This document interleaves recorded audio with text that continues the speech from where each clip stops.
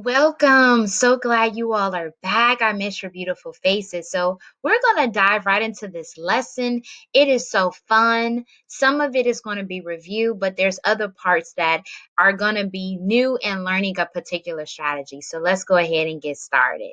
So, in today's lesson, we have what's called context clues. So, on last week, we were focusing on the skill of main idea.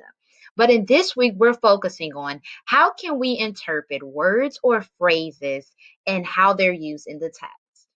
So please make sure that you are subscribed to the YouTube channel. Make sure that you are always watching all the videos. So in this week, we're going to have videos posted, but specifically for ELA, Miss Courtney is going to be doing a video that explains how you can complete the extra credit opportunity to improve your quarter 3 grade. She's going to go over it and give you some guidance. So please make sure you watch that video because it's really good and it's very informative.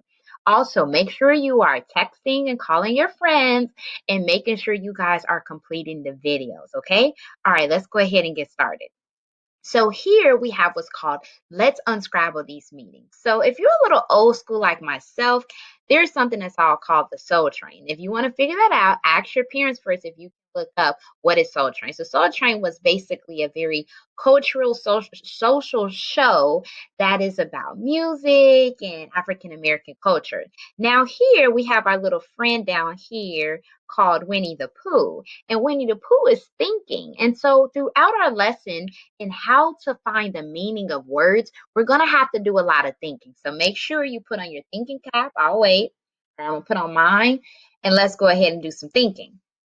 So here is our standard 5 Point 4. So it says, determine the meaning of words and phrases as used in a text, including figurative language with emphasis on similes and metaphors. Analyze the impact of sound devices on meaning and tone.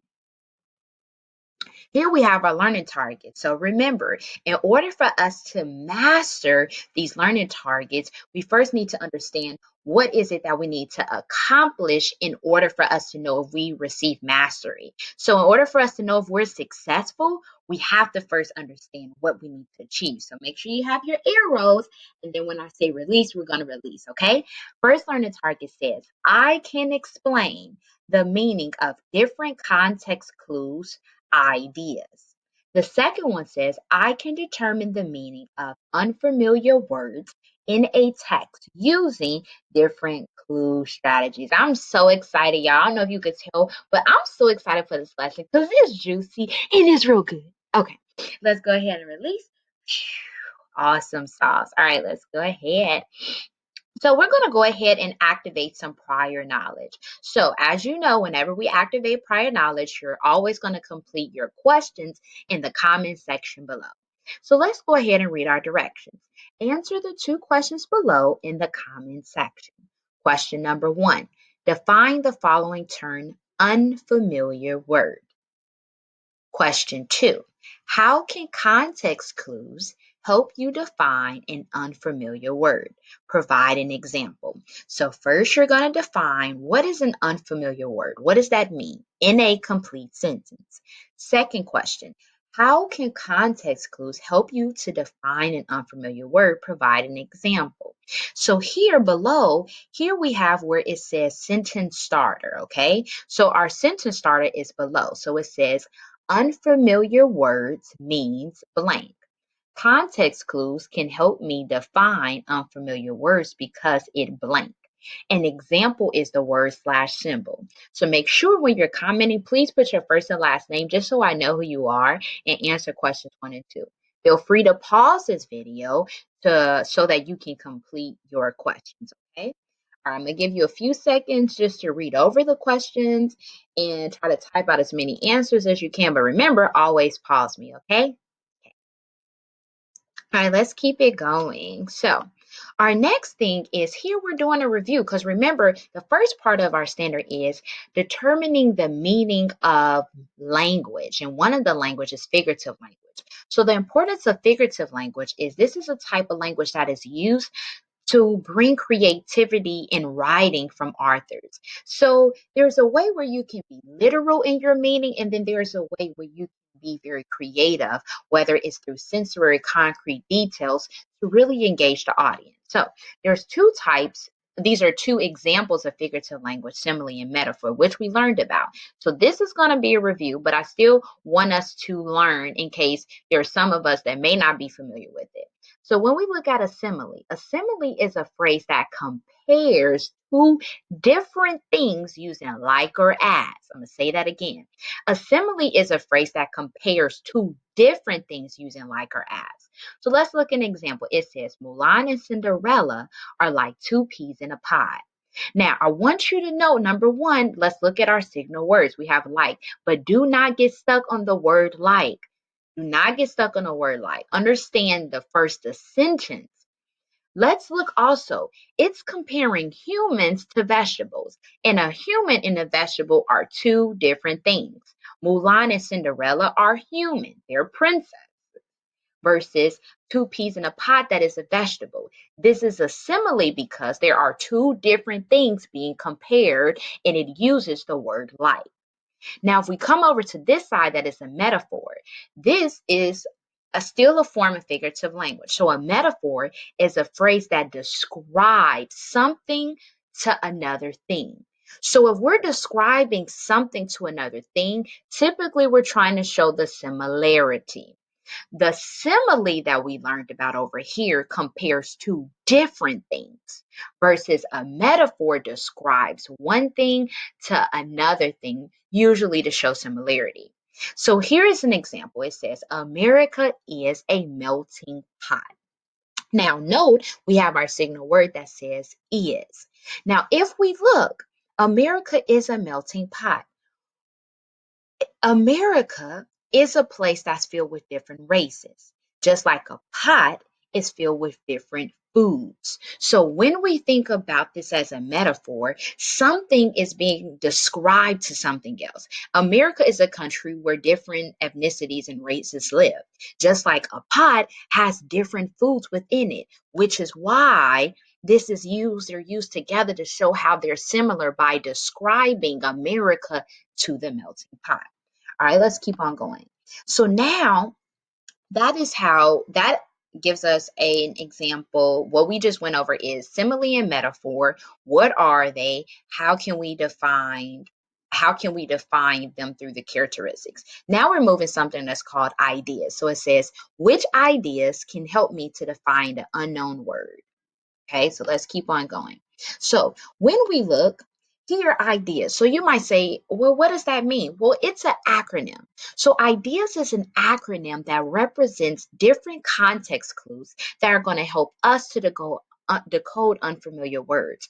So basically, whenever we see a vocabulary word that is unfamiliar, we're going to think about this idea strategy, IDEAS, and figure out which of those different context clues will best help us in decoding the unfamiliar word. So there's 5 different context clue strategies. So we're going to go through them, okay? All right, so our first one is inference. An inference is a meaning that is not given, so you have to make an educated guess in the text. When you have an unfamiliar word, you're not always going to have all the information you may want. So this is where you look within your particular sentence and you literally see no information that can help you, which is usually less. Normally, you will always have information. So this is an exception. But here's an example. After 1700, the Pueblos replaced cotton with the wool as the important textile. After 1700, the Pueblos replaced cotton with wool as the important textile. Now, based off of this, if I was a 5th grader, I don't feel like I have enough information. But what I do know is that this word textile has to be some type of resource. Because if I look in the sentence, I see that cotton and wool are different resources that's provided. It says that cotton is being replaced with wool as an important textile. So textile must mean that this is some type of resource. That's an example of educated guess. All right, so now we have the D. First we did the I, which is inference. Now we have the D. So the D with the definition says, the meaning is explained in the sentence.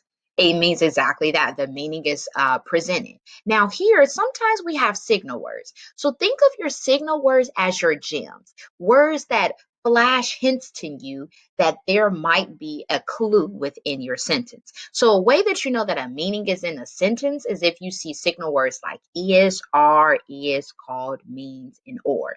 So, here is an example: brick made of clay is called adobe. Now, here I see a signal word is. Is telling me my word. So my word that's bolded, that's the unfamiliar word. I don't know what adobe means, but I see that I have a signal word that says is. Is lets me know that there's a definition. So then what is adobe? Adobe is brick made of clay.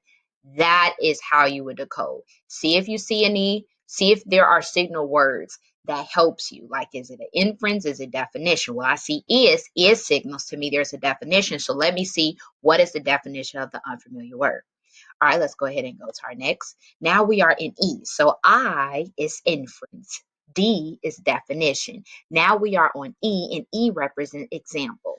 So what is an example? Example is simply a provided list or suggested options. So right now I can say, give me example of three different types of fruit. I could say apple, banana, cherries. Those are different. Those that what I just provided was a list of the fruit that I know. Same thing. Examples is either a list of something or a suggested option. So here we have signal words. So the way that you know there might be a list or options that are provided, you'll see signal words such as, including, like, for instance. So here's an example. The Pueblo people grew many crops such as corns, beans, and squash. Now I had to ask myself, what does crops mean? But before I do that, I'm going to say self. Self's going to say, what is there a particular idea strategy that can help me? So as of now, I know that's inference. D, I know that's definition. E, I know is example. So let me see, are there any signal words that can help me understand what does the word crops mean? Well, if I know my signal words are such as, including, like, and for instance, boom, I see a signal word such as. Well, after such as, it says corns, beans, and squash. Well, I know that corns, beans, and squash is a type of food. Not all of them are vegetables. There's two that's vegetables, but I noticed that what all of them have in common is that they all are foods that are harvested. So then what is a crop? Oh, crops are food that are harvested. No, it wasn't a definition provided, but because it's of the signal word such as, it really helped me to get the closest meaning as possible. Okay, next, here we have A, antonym, I, inference, B, definition, E, example, A, antonym. Now, antonym is our favorite. It simply means the opposite of the word, the opposite meaning of a word. So here in our signal words, we need to find words that show the opposite. So we have words like but, however, unlike, although, and while. So let's look at this example. It says, the the Hopi lived in single-family homes, but the Iroquois lived in long houses. So we must ask ourselves, okay, what does this word longhouses mean? But before we answer that question, are there any ideas that we have that can help us? Any ideas? Now remember, ideas is an acronym. So, okay, is there an inference? Do I have to make an educated guess? Okay, is there a definition? Okay, is there an example? Okay, was there an antonym? Well, I do see a signal word, which is but. Well, but means that it's the opposite meaning. Okay, well, here it says that the Iroquois lived in long houses. So, what is the opposite of long houses? Well, the opposite of long houses would be single family homes. Okay, so long houses must mean that these are. So, if I know that the Iroquois lived in single family homes, sorry, if the Obi lived in single family homes, but the Iroquois lived in long houses, what's the opposite of single family homes? Well, the opposite of single would be couple. So maybe these are houses that are coupled together where more people live in. That's the opposite of single family homes. There is an example of decoding. All right, so now we're going to go to synonym. We know synonym. Synonym means a similar meaning of a word. So when we look at a synonym, here we have our signal words. Signal words such as also, as, like, same, similarly, and to. So let's go ahead and read the example. It says, the Zuni built their homes with brick made of clay. The Hopi also used adobe to build their homes. Now, what is our unfamiliar word we have to decode? It is adobe. So we're going to act like we don't know what adobe is, okay? So what is adobe? Well, I see that. Let me go through what are my idea strategy. Okay, I is inference, E is definition, E is example, A is antonym, S is synonym. So do I have any signal words? Oh, also, okay. Now let me see.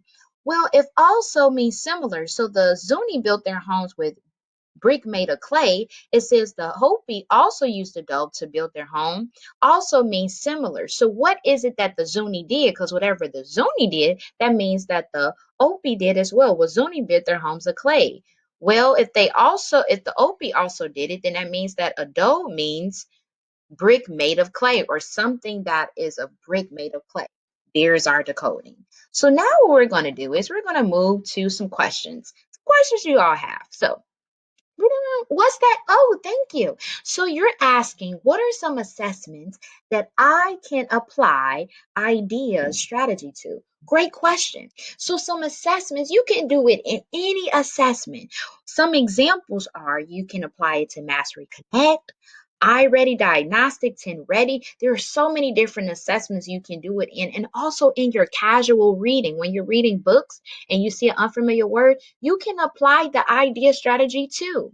Next question. What do you say? Oh, great question. So you said, can I still decode an unfamiliar word without using the idea strategy? Yes, by all means. You can decode a word without using a strategy, but you are taking a risk of possibly misinterpreting the wrong meaning.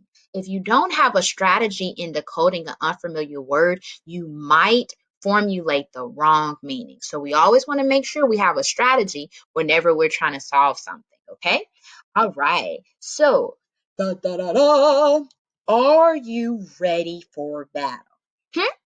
Hmm? Hmm? Hmm? So you have two independent activities to complete. That's right. I didn't say one, I said two. Those. So you have two independent activities to complete. The first one, your independent activity, is about figurative language. That brief session about simile and metaphor, that's your first one. Your second independent activity is the idea strategy. Remember ideas, inference, definition, example, antonym, synonym. So make sure you know that these are two separate. I want you to write your first and last name and make sure you write the title. Independent activity 1, your answers. Then independent activity 2, then your answers. All right, so here is independent activity 1. Directions. We always have directions. Read the following phrases in the adjacent box. This is the adjacent box. Okay.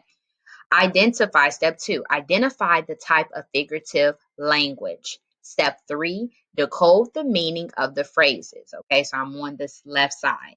So here on your right side, it says, my life is a roller coaster. So I have provided for you a sentence starter in how to formulate your answer.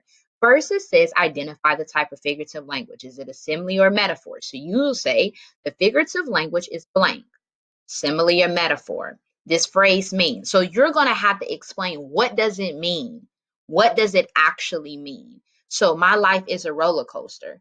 Once you figure out whether it's a simile or metaphor, you have to break down in layman terms, what does it mean? There's not actually saying that a life is an actual roller coaster that is on the tracks, that's moving and going up in the air. Like, what does that actually mean? The second one, my hunger feels as big as an elephant. The figurative language is blank. Which figurative language is it? Simile or metaphor? This phrase means. What does it actually mean? Like, you have to decode it. What does it mean? So that is it. Notice how in the corner it says independent activity 1. You need to write that title out so I know. Okay? Make sure you pause this video so that you can complete it. Also, go back to the other slides. Review figurative language, simile, and metaphor. If you get stuck, use those notes to guide you, okay? Let's go to our next independent activity. Independent activity number 2. Make sure you write that title. Here are what? Directions. Read the following sentences in the adjacent box. Identify the idea strategy you're using. Select the answer choice for the unfamiliar word. Same thing. This time, you're going to have to identify which idea strategy is it. Inference, definition, example, antonym, or synonym.